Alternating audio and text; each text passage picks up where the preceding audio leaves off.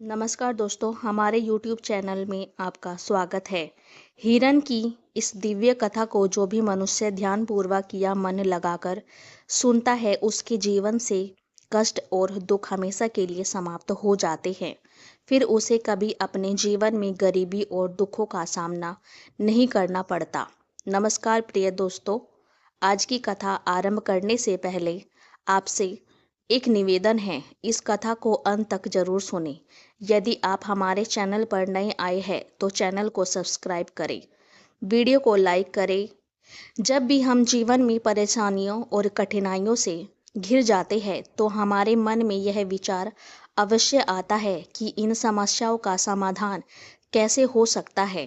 हर व्यक्ति के हृदय में सुख और शांति प्राप्त करने की प्रबल इच्छा होती है, लेकिन क्या आपने कभी यह सोचा है कि हमारे दुखों का वास्तविक अंत कैसे संभव है? आज मैं आपको एक ऐसी दिव्य कथा सुनाने जा रही हूँ जो आपके जीवन में एक नई उम्मीद की किरण जगाएगी। तो चलिए प्रारंभ करते हैं। एक हिरन अपनी पत्नी हिरनी को सुनाता है यह कथा। हिरन कहता है कि हे प्रिय, यह बहुत ही पुराने समय की बात है, जब मानिक नगर नामक एक छोटा सा गांव हुआ करता था। उसी गांव में नंद नाम का एक निर्धन ग्वाला अपने वृद्ध माता पिता के साथ जीवन व्यतीत करता था। उसके पिता का साया बचपन से ही सिर से उठ चुका था, जिसके कारण उसकी माँ ने ही कठिन परिश्रम करके उसे पाला पोसा और खुद का भी भरण पोषण किया। किंतु समय किसी के लिए नहीं ठहरता और अब वृद्धावस्था के कारण उसकी माँ के लिए मेहनत मजदूरी कर पाना असंभव था। वह आए दिन आनंद से कहा करती, बेटा, अब तुम्हें कोई न कोई काम धंधा करना चाहिए। वैसे भी अब तू छोटा नहीं रह गया बल्कि बड़ा हो चुका है। आनंद अपनी माँ की बात सुनता चिंता में पड़ गया और बोला, माँ, लेकिन मुझे कोई काम करना नहीं आता, फिर भला कौन मुझे काम देगा? इस पर उसकी माँ झुंझलाती हुई बोली, बेटा, यह तो नहीं जानती कि तू कौन सा काम करेगा, लेकिन मैं तुझे ना जाने कितने बार समझा चुकी हूँ कि कभी जाकर किसानों के खेतों में देख कि वे कैसे श्रम करते हैं और सीखने का प्रयास कर। चरवाहों के साथ जा और जाके वे गाय बैलों को चराने का कार्य कैसे करते हैं। साहूकार की दुकान पर जा और समझ कि वह अपना व्यापार कैसे आरंभ करते हैं। जमींदार के घर जाकर देख कि वे किस प्रकार अपनी जमींदारी को चलाते हैं। परंतु तुझे तो इन बातों से कोई लेना देना नहीं।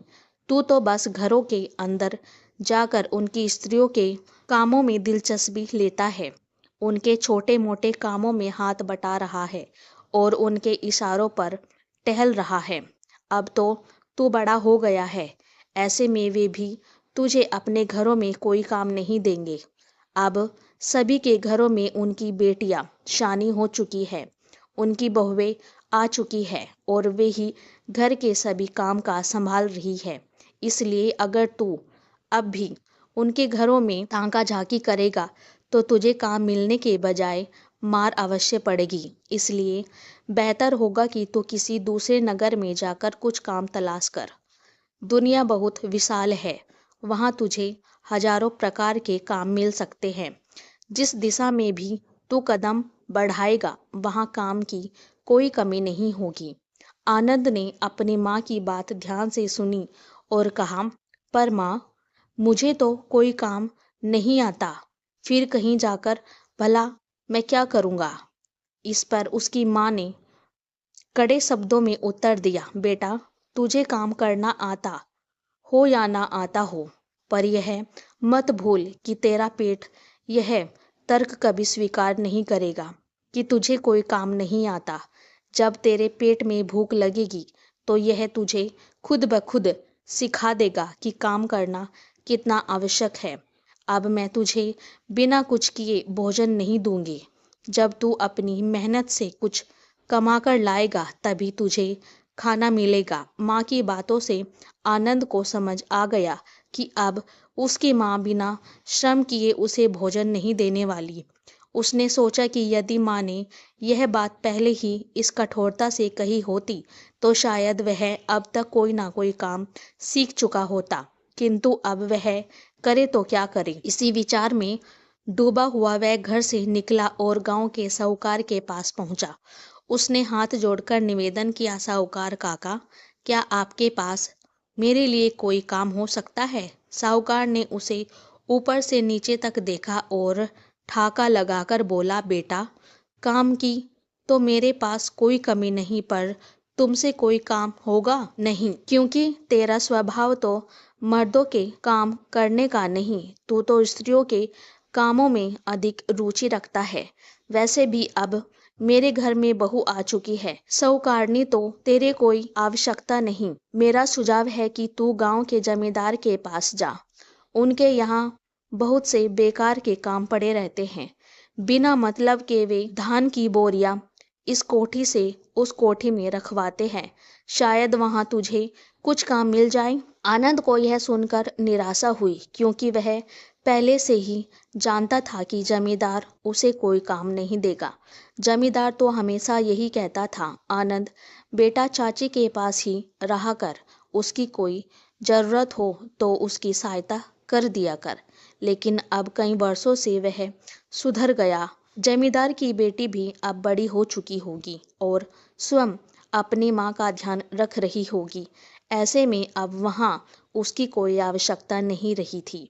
आनंद पूरे दिन गांव में इधर उधर भटकता रहा, परंतु उसे कहीं भी कोई काम नहीं मिला। जब शाम को वह निराश होकर घर लौटा तो उसकी माँ गुस्से से बोली, मैंने तुमसे पहले ही कह दिया था कि गांव में तुझे कोई काम नहीं मिलने वाला, फिर भी तू बेकार इधर उधर भटक कर वापिस चला आया। मैं तुझे बिना कमाई के घर में घुसने नहीं दूंगी। अब मेरी बात मान और बाहर के गांव में जा, नगर में जाकर काम खोज, वहां तुझे अवश्य ही कोई ना कोई काम मिल जाएगा। अब आनंद ने मन ही मन ठान लिया कि उसकी माँ उसे घर में चैन से नहीं रहने देगी। चाहे कुछ भी हो जाए, उसे अब कहीं ना कहीं तो जाना ही पड़ेगा। आदमी की यह तो सबसे बड़ी समस्या होती है कि जब वह उम्र के पड़ाव पर पहुंचता है तो उसकी सोच विचार करने की शक्ति कम हो जाती है और वह उल्टे सीधे फैसले लेने लगता है। उसकी माँ पर भी उम्र का प्रभाव स्पष्ट रूप से दिखने लगा था, इसलिए वह अब आनंद से किसी ना किसी तरह का काम करने की जिद पकड़ चुकी थी।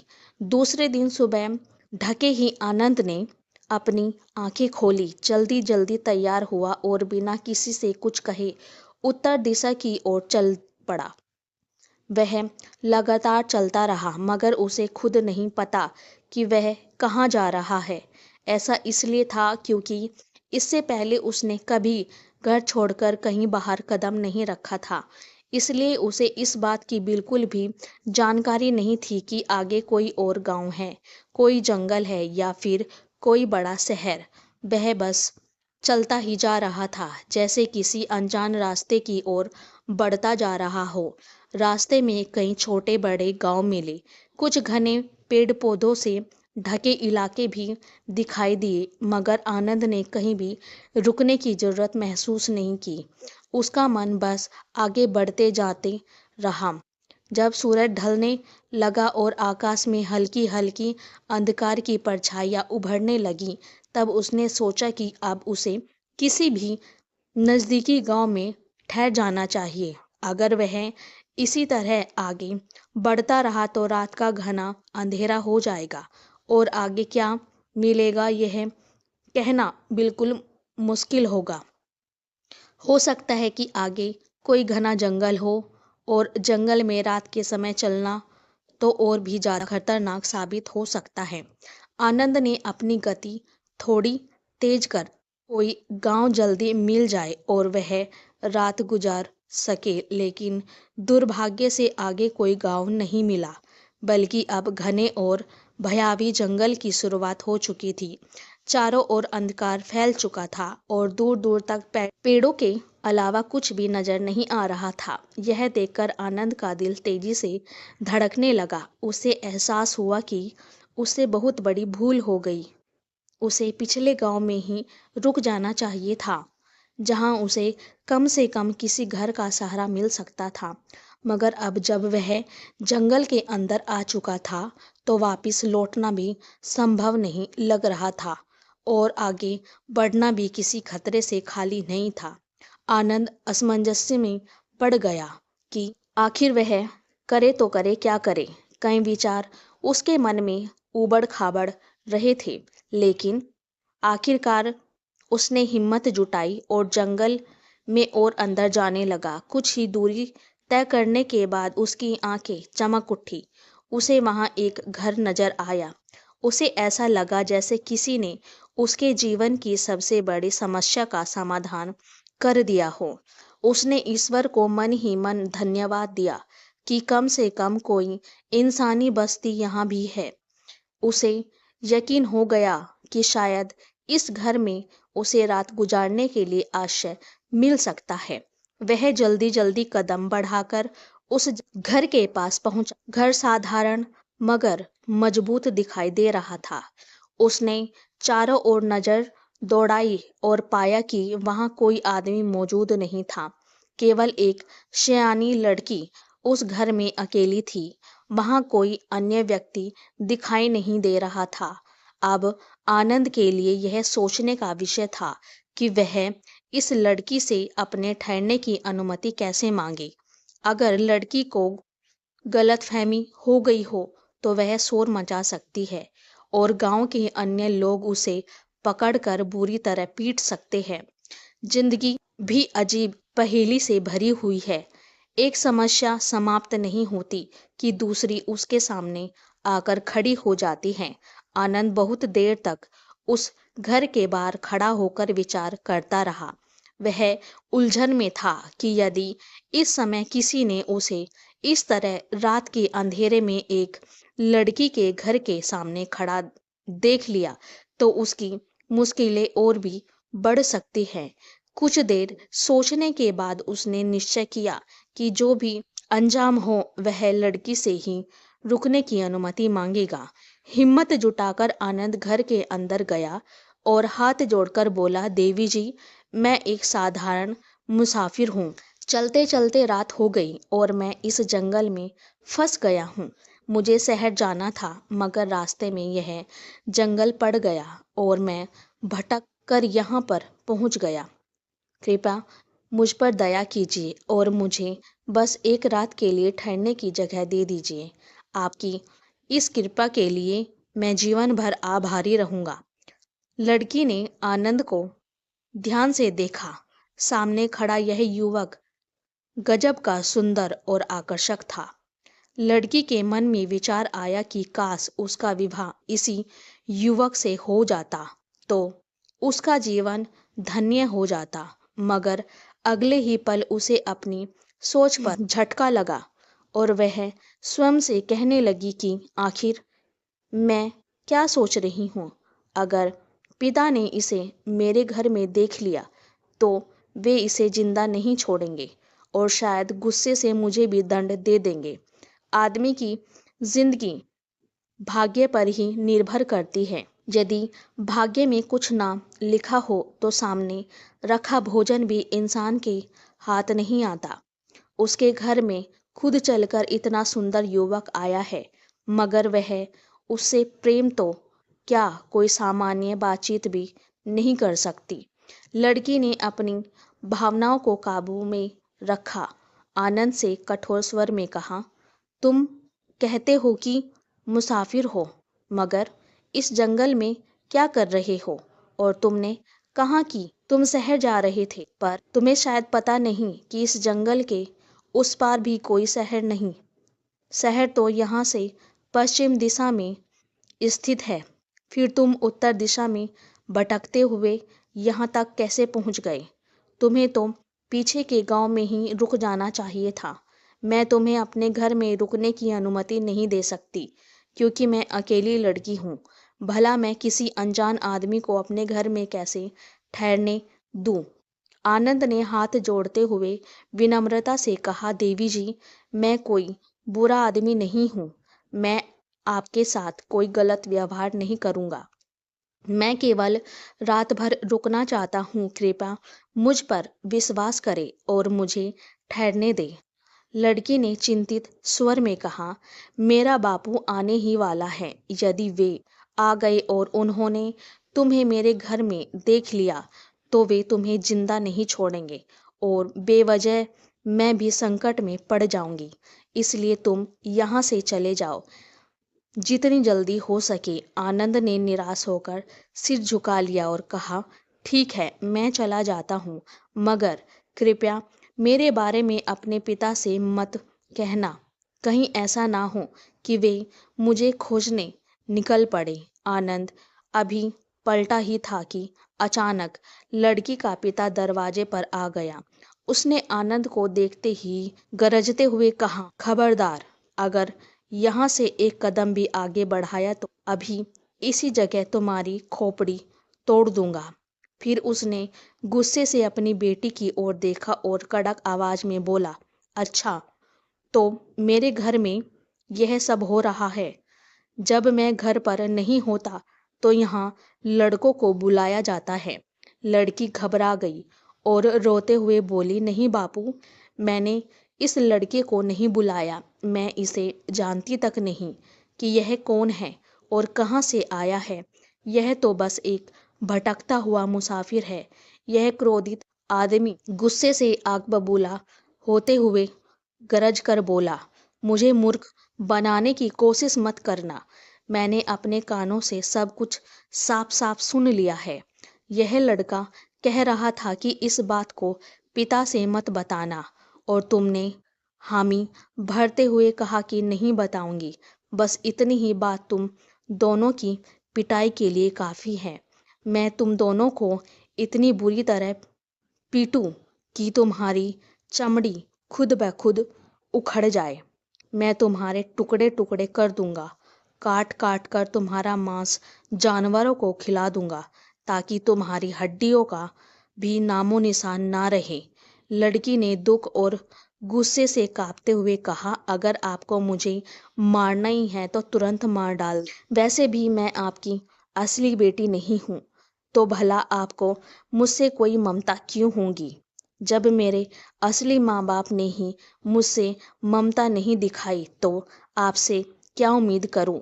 मैं आपकी होती कौन हूँ। अगर मैं आपकी अपनी सगी बेटी होती तो आप एक बार भी मेरे बारे में गलत विचार मन में नहीं लाते।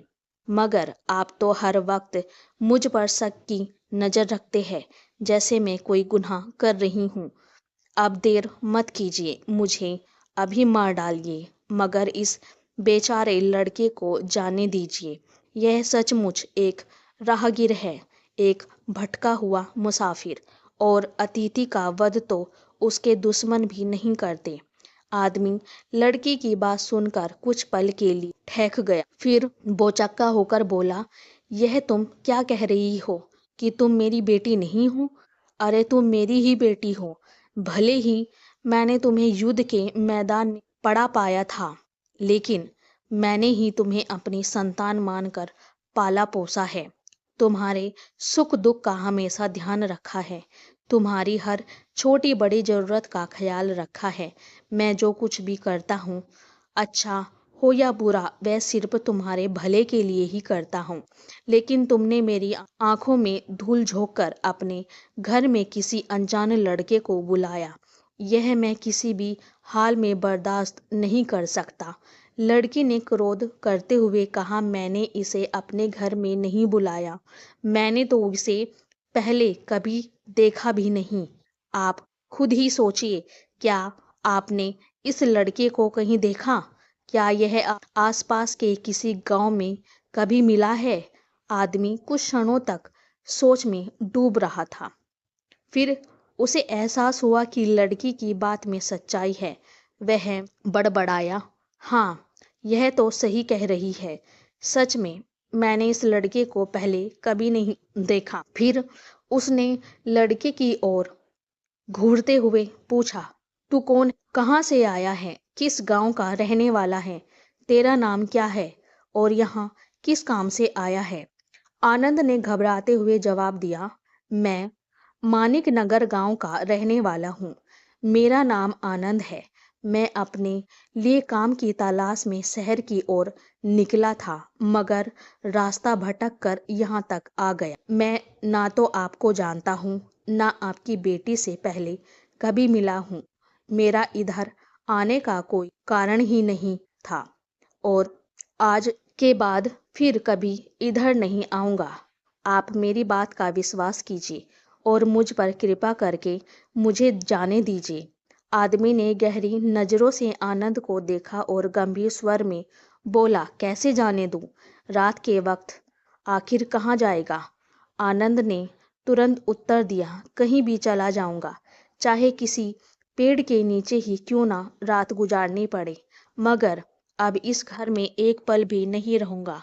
आदमी ठाका लगाकर हंसते हुए बोला, मुझे मालूम है कि मैं बुरा आदमी हूँ, एक चोर हूँ, पर इतना भी निर्दयी नहीं कि रात में किसी राहगीर को घर से बाहर निकाल दूं। मैं जानता हूँ कि रात के अंधेरे में जंगल बहुत खतरनाक हो सकता है।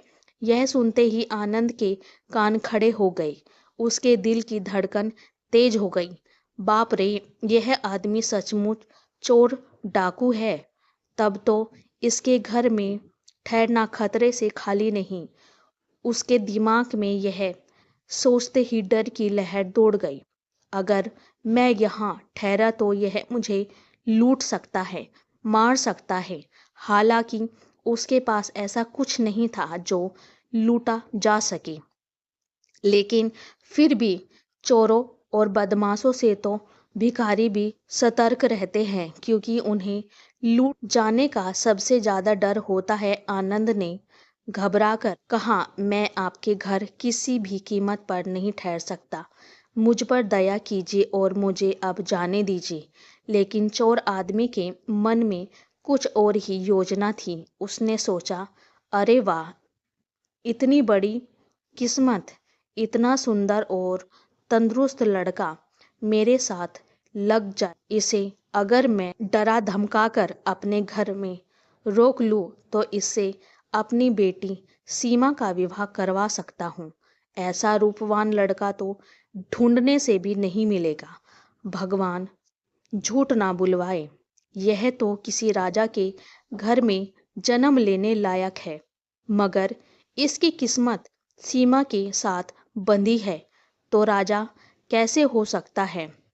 अब इसे बस अपना दामाद बना ही डालना चाहिए। आदमी ने आंखें तरेड़ते हुए कहा, रात के अंधेरे में कहाँ जाएगा? तुझे कोई जंगली जानवर पकड़कर खा जाएगा, फिर पछताएगा। आनंद ने तुरंत जवाब दिया, ना, नहीं, मैं यहाँ नहीं रहूँगा। जंगली जानवर भले ही कितने खतरनाक हो, मगर वे आप जैसे भयानक नहीं हो सकते। चोर आदमी ने गुस्से से हंसते हुए कहा, ओए, तो तुझे मैं खतरनाक लगता हूँ? क्या तेरे बाप का राज चलता है जो यहाँ से भाग जाएगा? चुपचाप घर के अंदर जा और सीमा के साथ मिलकर भोजन तैयार कर, फिर खाना खाकर आराम से सो जा। कल सुबह जहाँ मन हो चले जान। अगर मेरी बात नहीं मानी तो बहुत मारूंगा। आनंद को यह बात बिल्कुल अच्छी नहीं लगी। वह पैर पटकते हुए गुस्से से बड़बड़ाया, लेकिन उसके पास कोई और चारा नहीं था। रात को जंगल में अकेले भटकना तो और भी ज्यादा खतरनाक था। कम से कम यहाँ उसे एक सुरक्षित जगह और भोजन मिल रहा था, और अब तो आदमी ने उसे बेटी के साथ भोजन बनाने की भी अनुमति दे दी थी, जो उसके लिए राहत की बात थी। आनंद ने सीमा के साथ मिलकर भोजन बनाने की तैयारी शुरू कर दी। उसने गौर से देखा तो पाया कि सीमा वास्तव में बहुत सुंदर लड़की थी। भले ही वह जंगल में पली बड़ी हो, मगर उसकी सुंदरता किसी राजकुमारी से कम नहीं थी। उसकी आंखों में एक अजीब सी चमक थी और उसकी मासूमियत आनंद को हैरान कर रही थी। आनंद सोचने लगा, यह लड़की जंगल में पैदा हुई, यहीं पली बड़ी, मगर इसकी सुंदरता किसी रानी से कम नहीं है। आनंद मन ही मन तरह तरह की बातें सोच रहा था। वह विचारों के समुद्र में गोते लगाते हुए खुद से कहने लगा कि अगर उसे कोई अच्छी नौकरी मिल सकती, वह पैसे कमाने लगता, तो यह सीमा उसके लिए एक जीवन संगनी साबित हो सकती है। मगर यह सब तो भाग्य का खेल है। किस्मत अगर साथ ना दे तो हाथ में आया लड्डू भी छीनकर कोई ले जा सकता है।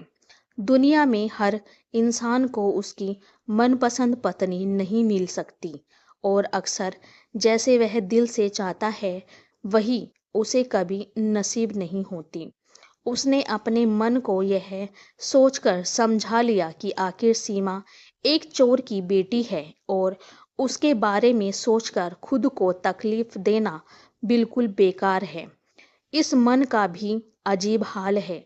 जहाँ भी कोई सुंदर लड़की देखता है वहीं उसे अपना मानने की जिद पकड़ लेता है। लेकिन अगर इंसान मन के कहे पर चलने लगे तो उसे हर रोज 1000 जूते खाने पड़ेंगे।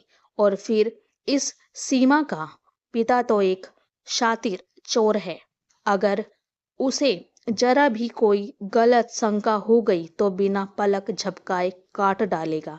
मेरा क्या, आज की रात यहाँ गुजर रही है, कल की रात कहीं बितानी पड़ेगी, इसका कोई भरोसा। यही सब सोचते सोचते आनंद खाना खाकर सो गया।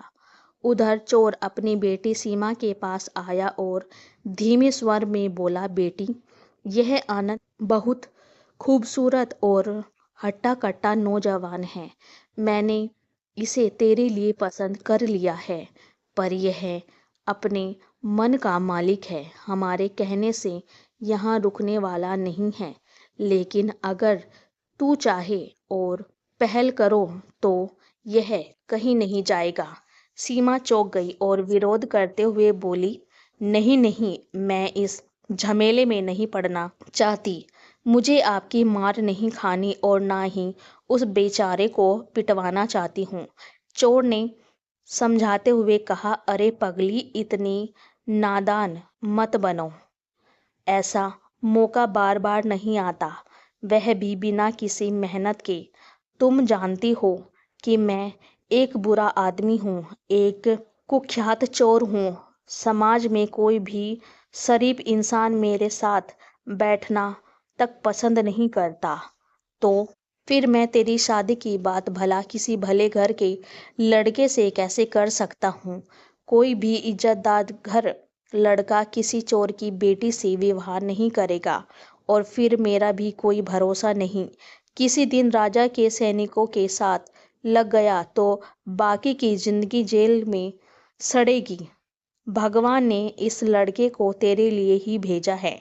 नहीं तो सोच, शहर जाने वाला आदमी रास्ता भटक कर शहर से 50 मील दूर इस घने जंगल में कैसे आ सकता है। सीमा ने दुखी होकर कहा, बापू, तुम यह बुरा काम करना छोड़ दो। क्या कोई और अच्छा काम नहीं कर सकते? चोर ने गहरी सांस भरते हुए जवाब दिया, अगर तुम आनंद से किसी तरह विवाह कर लेती हो, तैयार हूँ। चोर दिन के उजाले में अपने घर में बहुत कम ही रहा करता था। वह जंगल के किसी गुप्त ठिकाने में जाकर छिपता था और रात के अंधेरे में चोरी करने निकलता था।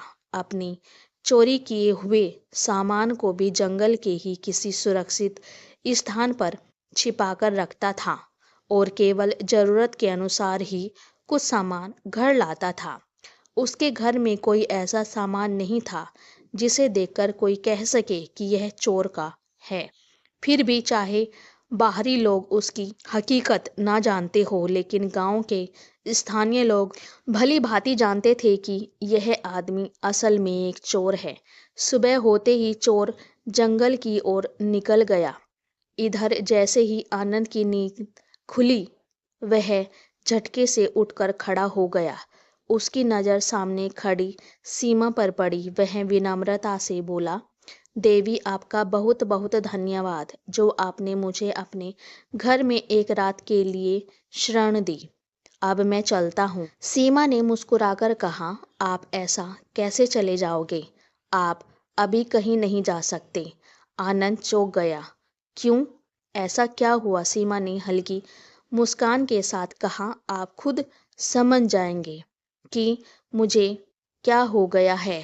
और ताज्जुब की बात यह है कि आपको कुछ भी महसूस नहीं हुआ। आनंद ने सिर झटकते हुए कहा, ना, नहीं, मुझे तो कुछ भी महसूस नहीं हुआ। सीमा ने उसे चुनौती भरे लहजे में कहा, अच्छा, तो अपने दिल पर हाथ रखकर सच सच बताओ, क्या आपको सच में कुछ भी नहीं हुआ? आनंद ने घबराकर कहा, ना, नहीं, मैं ऐसी कैसी भी बात के बारे में सोच भी नहीं सकता। मुझे तुम्हारे पिता के हाथों पिटना नहीं है। सीमा ने मुस्कुराकर कहा, अब मेरे पिता तुम्हें कुछ नहीं कहेंगे। उन्होंने मुझे इजाज़त दे दी है कि अगर मुझसे आनंद पसंद है तो मैं उससे विवाह कर सकती हूँ। अब आप मेरे साथ ही रहिएगा क्योंकि मैं आपसे प्रेम करने लगी हूँ। आनंद हैरानी से बोला, क्या मुझे पागल कुत्ते ने काटा है जो मैं विवाह करूं? ना, मेरे पास कोई स्थानीय ठिकाना नहीं है, कोई नौकरी धंधा नहीं है। मैं तो अभी रोजगार की तलाश में निकला हूँ। अभी तो मैं मरने के बारे में भी नहीं सोच सकता। विवाह तो बहुत दूर की बात है। सीमा ठंडी सांस भरते हुए बोली, मैंने कब पूछा कि आपका बायोडेटा क्या है?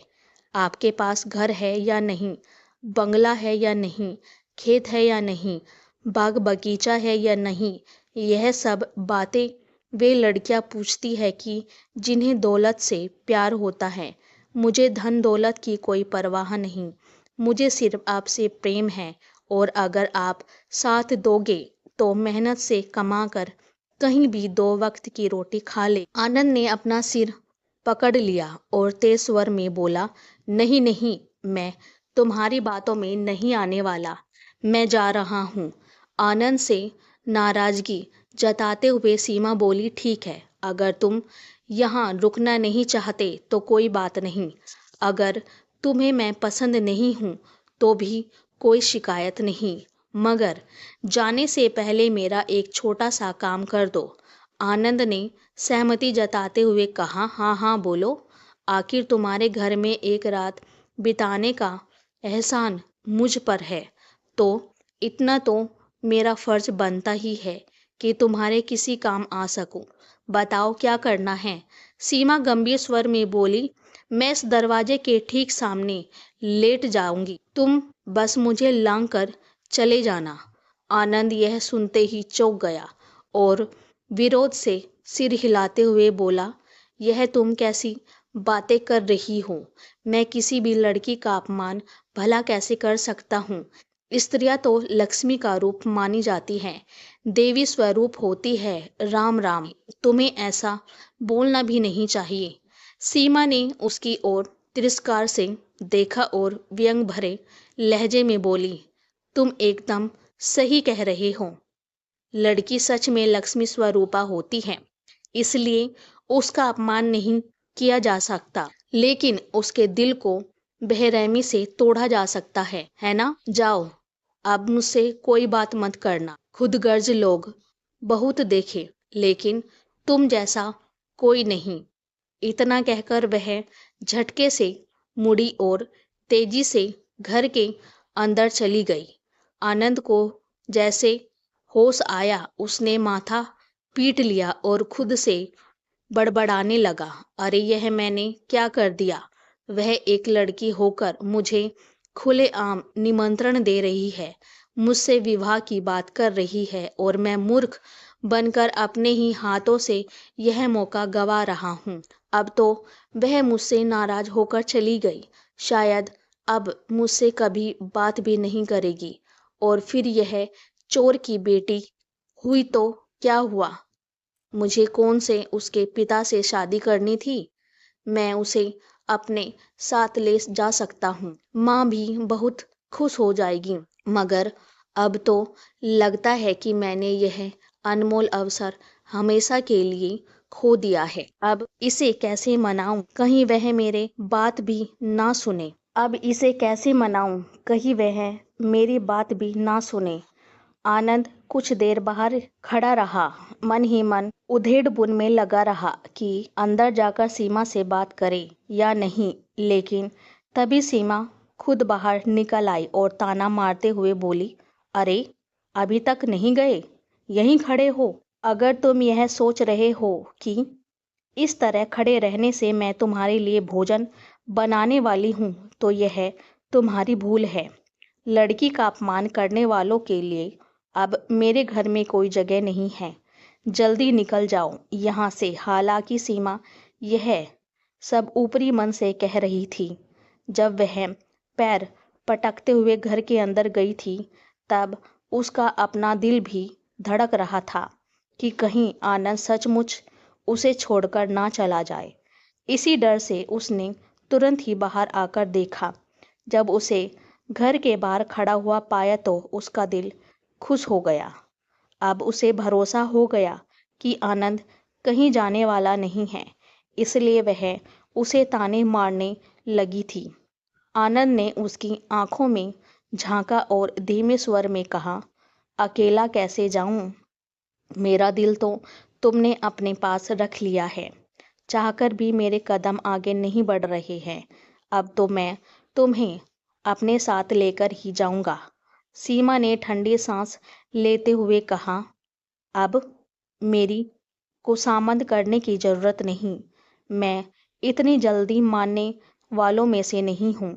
मैं कभी जल्दी नाराज नहीं होती और अब जब पहली बार किसी से नाराज होने का मौका मिला है तो कम से कम 1-2 हफ्ते तो लगेंगे मनाने में। चलो अंदर घर के बाहर तमाशा मत करो। और हाँ, अब 1 हफ्ते तक खाना तुम्हें ही बनाना पड़ेगा। आनंद मन ही मन मुस्कुराया और सोचा, अभी तो गुस्से में है, कोई बात नहीं, बाद में आराम से बात करूंगा। 1-2 दिन में अपने पिता से सलाह लेकर विवाह के लिए मना लूंगा और फिर इसे अपने घर ले जाऊंगा। बहुत अच्छी लड़की है, गुस्से में भी बेहद सुंदर लगती है। अब बस यही मौका देखकर मनाना होगा। आनंद ने बहुत मेहनत से स्वादिष्ट खाना बनाया और सीमा को भी खुश करने के लिए उसे बड़े प्यार से परोस दिया। सीमा ने बिना किसी झिझक के खाना खाया और उंगलियां चाटती रही।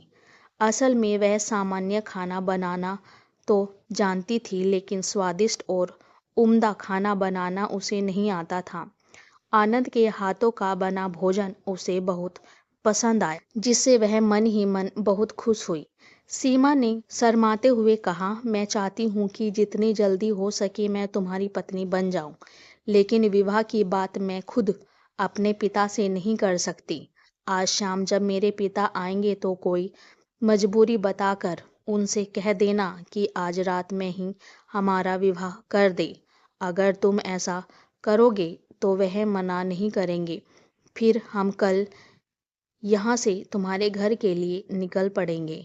शाम होते ही जब चोर घर लौटा तो आनंद ने हिम्मत जुटाकर कहा, मैं चाहता हूँ कि मैं सीमा से विवाह कर लूँ। आनंद की बात सुनते ही चोर का चेहरा क्रोध से लाल हो गया।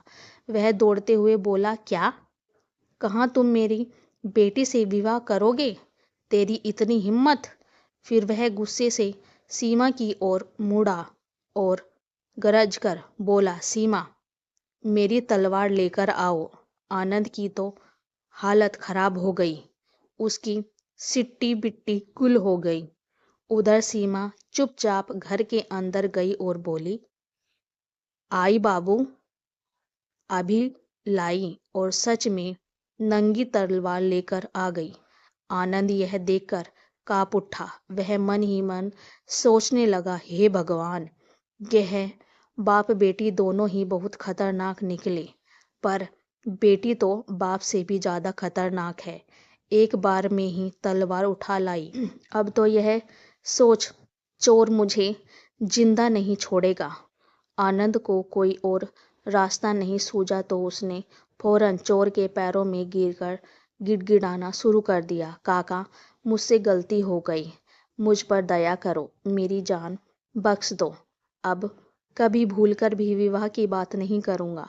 आनंद के विवाह की बात सुनकर चोर क्रोध से आग बबूला हो गया और गरजते हुए बोला, क्या कहा? अब विवाह की बात नहीं करेगा? अरे बिना पीटे तू सुधरने वाला नहीं है। अभी कुछ ही देर पहले तो शादी की बात कर रहा था और अब गिरगिट की तरह रंग बदल रहा है। आनंद कांपते हुए बोला, काका, गलती से मेरे मुंह से यह बात निकल गई। मेरा ऐसा कोई इरादा नहीं था। उधर सीमा भी इस पूरी स्थिति को देखकर चकित थी और मन ही मन सोच रही थी, हे भगवान, कैसा मूर्ख आदमी मेरे भाग्य में आया है। मेरे पिता ने तलवार उसे डराने के लिए नहीं बल्कि उसे सम्मानपूर्वक उपहार में देने के लिए मंगवाई थी। वह चाहते थे कि आनंद पहले इस तलवार को हाथ में थाम ले और यह शपथ ले कि जब तक वह जीवित रहेगा तब तक मेरी रक्षा करेगा, मुझे किसी भी प्रकार का कष्ट नहीं पहुंचने देगा। अगर वह यह कसम खा लेता तो पिता खुशी खुशी मेरा हाथ उसके हाथ में दे देते और यही हमारे विवाह की परंपरा होती। लेकिन यह मूर्ख तो बेवजह डर से कांप रहा है। सीमा को यह देखकर बहुत गुस्सा आया कि आनंद की हालत खराब हो रही है। वह तुरंत अपने पिता से बोली, बापू, थोड़ा रुकिए, जरा मुझे आनंद से अकेले में कुछ जरूरी बात करने दीजिए। इतना कहकर उसने आनंद का हाथ पकड़ लिया और उसे लगभग घसीटते हुए घर के अंदर ले गई। आनंद उसके हाथों से बचने की कोशिश करता हुआ गिड़गिड़ाने लगा, अरे मुझे छोड़ दो, मेरी जान बख्श दो, मुझसे जो भी गलती हो गई है उसके लिए माफ कर दो। सीमा ने झुंझलाते हुए उसके कान में फुसफुसाया, तुम यह कैसी मूर्खता कर रहे हो? तुम्हें समझ में नहीं आ रहा कि मेरे पिता ने तलवार तुम्हें मारने के लिए नहीं बल्कि तुम्हें सम्मानपूर्वक देने के लिए मंगवाई थी। वह इसे तुम्हारे हाथ में देकर यह देखना चाहते थे कि तुम मेरी रक्षा करने के लिए तैयार हो या नहीं। अगर तुम यह तलवार मजबूती से थाम लेते और शपथ लेने की तुम मुझे कभी धोखा नहीं दोगे तो मेरे पिता खुशी खुशी मेरा हाथ तुम्हारे हाथ में सौंप देते। हमारे जंगलों में विवाह इसी रीति से होती है, लेकिन तुम यहाँ नौटंकी कर रहे हो। अब जल्दी जाओ और तलवार मजबूती से पकड़ लो। आनंद सीमा की बात सुनकर गुस्से में आ गया और लाकर बोला, अरे तुमने यह बात पहले क्यों नहीं बताई? मैं दिन भर तुम्हारे साथ घर में था, लेकिन एक बार भी तुमने मुझे इस परंपरा के बारे में नहीं समझाया। अब मेरी इतनी बेइज्जती हो गई है और मैं यहाँ मूर्ख बना खड़ा हूँ। सीमा ने उसकी बातें अनसुनी करते हुए जल्दी से कहा, अब बहस करने का समय नहीं है, तुरंत मेरे पिता के पास चलो, क्योंकि उनके स्वभाव का कोई भरोसा नहीं। अगर उनका मन एक बार बदल गया तो सारा खेल बिगड़ जाएगा। आनंद मन में भय और उत्सुकता के मिश्र भाव से लेकर चोर के पास पहुंचा। चोर ने उसे कड़ी नजरों से देखा और बिना कुछ कहे तलवार उसके हाथ में पकड़ाते हुए गरज कर बोला, अब इस तलवार को मजबूती से थाम लो और यह शपथ लो कि तुम मेरी बेटी की रक्षा करोगे, उसे कभी धोखा नहीं दोगे और उसे जीवन भर खुश रखोगे। आनंद अब पूरी तरह स्थिति को समझ चुका था। उसने पूरी निष्ठा और विश्वास के साथ तलवार को कसकर पकड़ लिया और सच्चे मन से हर शर्त स्वीकार कर ली। यह देखकर चोर ने अपनी बेटी सीमा का हाथ आनंद के हाथों में रख दिया और गर्व से कहा, अब सीमा तुम्हारी पत्नी हुई। अब तुम इसे अपने साथ अपने घर ले जा सकते हो, लेकिन कभी कभी इसे लेकर मुझसे मिलने जरूर आना। अगर चाहो तो जितने दिन भी यहाँ रहना चाहो रह सकते हो, या फिर कल सुबह अपने घर के लिए निकल सकते हो। आनंद ने हाथ जोड़कर कहा, मैं कल सुबह ही अपने गांव लौटना चाहता हूँ। बस आप हमें आशीर्वाद दे कि हम हमेशा खुश रहें। चोर ने उन्हें स्नेहपूर्वक आशीर्वाद दिया और अपने घर के अंदर चला गया। उस रात आनंद और सीमा पति पत्नी के रूप में पहली बार एक ही कमरे में रहे। दोनों के जीवन का यह नया अध्याय था। सुबह होते ही आनंद अपनी पत्नी सीमा के साथ गांव के लिए रवाना हो गया।